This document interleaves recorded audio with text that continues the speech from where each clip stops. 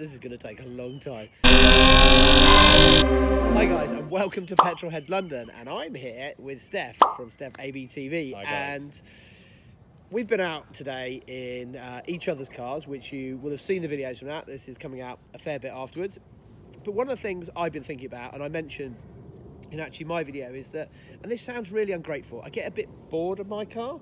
And I know that sounds terrible because you've told me how great it is, and everybody else is better than yours. But I don't think it's that. It's just that I like change and I like different things happening to it. And you've done so much to your car, and I was about to call it a Fiat. I probably would have got slapped for that. I've grown accustomed to it, mate. It's not to your Abarth, yeah. And I'm sure there's stuff I can do to mine. Firstly, sort out the wheels that I've curbed. So that'll probably be number one on my list. But I think there's a few little bits and pieces I can do. Because actually, do you know what? Every time I see that car, especially driving behind it today, we both said it about each other's cars. Yeah. I'm like, man, I love that car. And that's...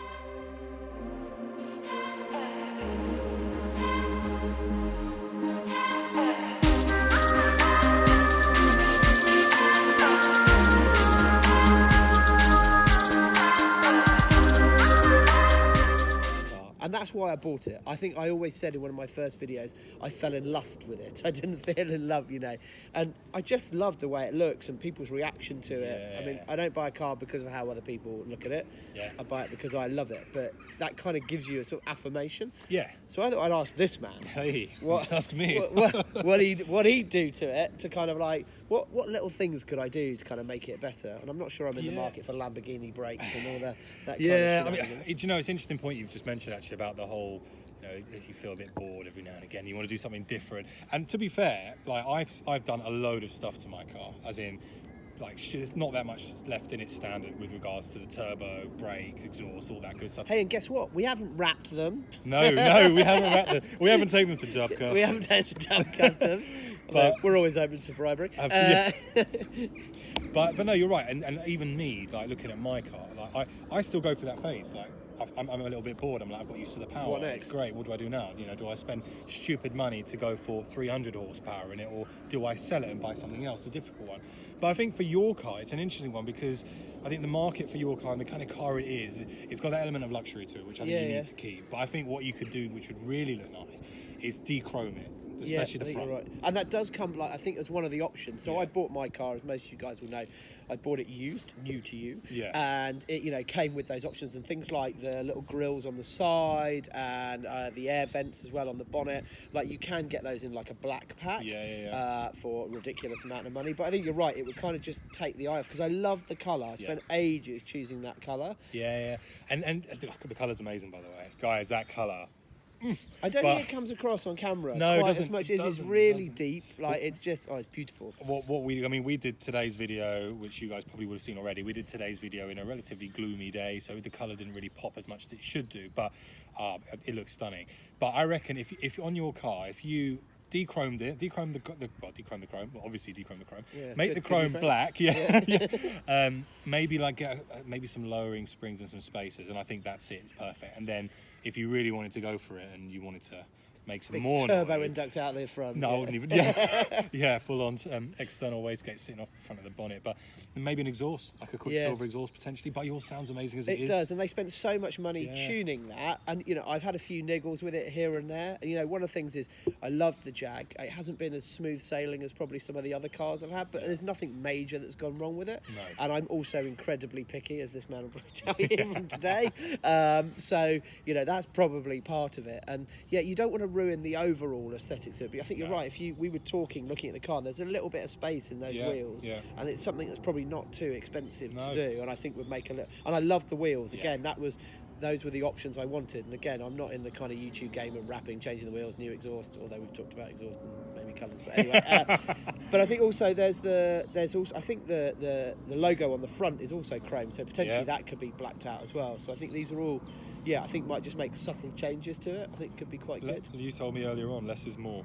You know, rather than going full on. Before I saw how much you'd done to his car. You like my car? Yeah, I do like your car actually. And actually, it's funny because I think I've been into cars since I was knee high to a grasshopper. And the first thing you drive are I had a God, I can't find a picture to put up on this video, but I had basically what I refer to as a shit box. It was a Fiesta, a square thing, Mark II, bright yellow, affectionately known as Marlene. You know, the gear stick sat that far off the floor. Yeah. But literally, you could just rag that thing to the end of Yeah. it. So you knew where the limits were. Yeah. And that's what I love about like smaller little hatchbacks is you really know where it is. And a lot of rear-wheel drive sports cars, you're like, when I had a 911, I felt less like I was in control as to where the limits were, whereas the car was going to tell me, at which point that was probably too late. Yeah.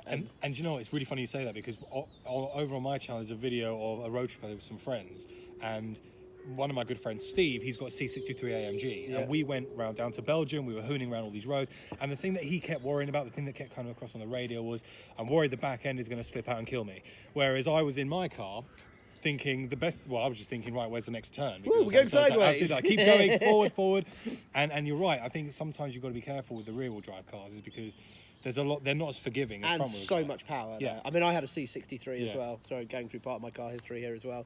And again, the one problem I have with that car, this is really like sounds ungrateful, like great problem to have, but like just trying to lay the power down on the back of that car was like quite hard, like First pulling world out a problems, junction. It's slightly first world problems. Yeah, I did donate to Comet Relief, and I did sponsor Cycle Rifle actually. So yeah, Good man. So just to make me feel slightly better about spanking loads. Of That's money. worth a subscribe right there, guys. Come on, just do it. Just the one. Yeah. So okay, so that's cool. So I don't think there's anything else I can probably do to it. I'd be really interested to see what you guys think as well. Like, you know, part of the reason for starting this channel was not only the love of the car I have, but also, you know, cars I want to have in the future, and bikes as well. So if you do or don't like that balance, I don't know, that's me, tough. You know, I've done a few mods to my bike, and to me that feels more naturally where I would do things. It's where I always have done, kind of in my motor vehicle history.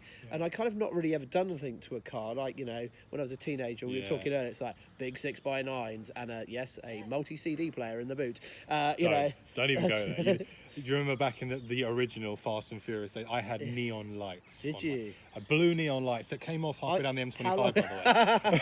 Were they just like strip lights out? They were LED, so they were still on. It looked like I was some sort of police ambulance just cruising through the middle lane. It was brilliant, horrendous. But you got to wherever you were going faster. Yeah, definitely. Always People better. moving out the way. Yeah. Awesome, that's been really cool. Thank you you're for a bit welcome. of advice. As I said, I'm really keen to hear what you guys think as well. Yeah. You know, shouldn't I do these things? You know what, I'm gonna I don't even know where to start going to talk about like wheel spaces and stuff like that. I said number one thing is probably sort out the curbed wheels. Anyway, so yeah, I'm gonna start looking into some of those things. I think it's gonna be a long-term bit of project, but for me, I think to keep it, I did toy with the idea of another C63. I saw Paul Wallace's one, and I thought, oh, gotta do like those. And the reason to get rid of my old one, because it was the car before this, was it did 9 miles per gallon around London. And although I like cars, I'm not an oil baron. You know, you've got to pay for these things somehow. Absolutely. So, you know, this thing's much enjoyable and a bit more efficient. Yeah. So. No, I reckon once you've done those little two... In fact, I love your car now, but I think it'll just look a bit nice. Well, I think it'll look amazing. It'll be perfect.